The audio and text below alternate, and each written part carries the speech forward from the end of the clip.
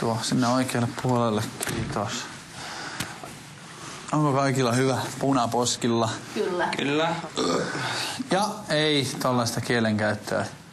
Pyydän anteeksi, opettaja. Saat anteeksi. Tietääkö oppilaat, mikä eläin on tämä? Tämä on Big Brother. Ja niin paljon, että mä pysyn alhaalla.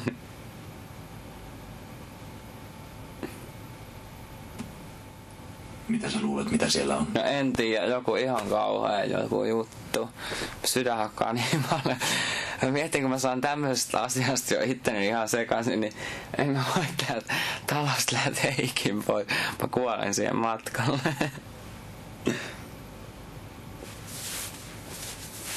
Jaksaa kuitenkin vielä naurattaa. No jaksaa naurattaa, mutta kyllä niinku ahdistaa. Toivottavasti se niinku vettä ja nitroa tai jotain tämmöistä, että mä niinku saan vähän jotain rauhoittaa. Miten teidän koulupäivä meni?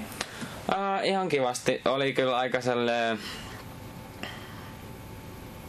No sanotaan, että alku meni tosi kivasti ja siis silleen puolivälilläkin meni, mutta sitten vähän jo luulin, niin että koulupäivä päättyy, mutta sitten se jatkoi ja jatkuvaa. Mutta siis kaiken puolin ihan mukavasti, että oli kyllä ihan kivaa. Että jos mä vertaan paperiliitin tehtaaseen, niin kyllä mä sanoin, että oli miljoona kertaa kumminkin kivempi tuolla koulun penkillä istua, kuin siinä paperiliitin tehtaalla väännellä niitä liittimiä. Musta ihan kivasti. Ehkä no, tuli ainakin Niko hyvin selväksi, että mitä se on tehnyt ja näin. Mutta sitten siinä vaiheessa, kun mä sain kuulla, että mä menen tonne johonkin huoneeseen yöksi, niin mulla meni sitten rupesi vähän ajatukset karkailemaan, että ei ehkä saanut enää niin hyvin niistä Nikon puheista silleen, tai ei jäänyt niinku paljon päähän enää asioita. Mutta siis kyllä varmaan semmoiset niinku tarpeelliset tiedot, mitä Niko siinä kertoi, niin jäi kyllä hyvin päähän. Ja oli ihan hauskaa siellä. Kun poistut päiväkirjahuoneesta kohta, Joo.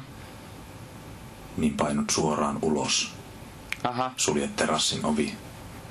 Okei. Mä oon kuin tärylätkä, kun mä lähden tonne tästä huoneesta. Mua jännittää niin paljon.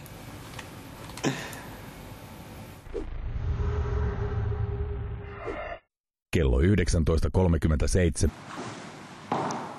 Nonne.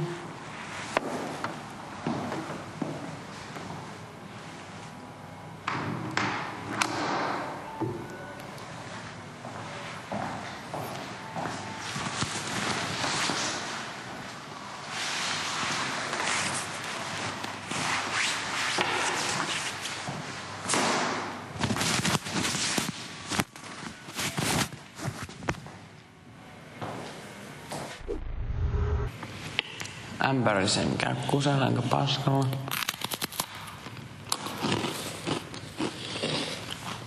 Nättäkin.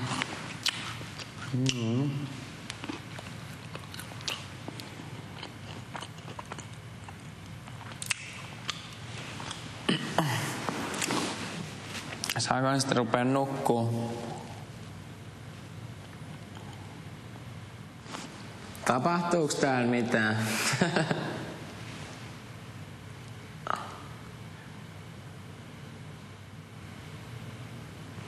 Hiljasta.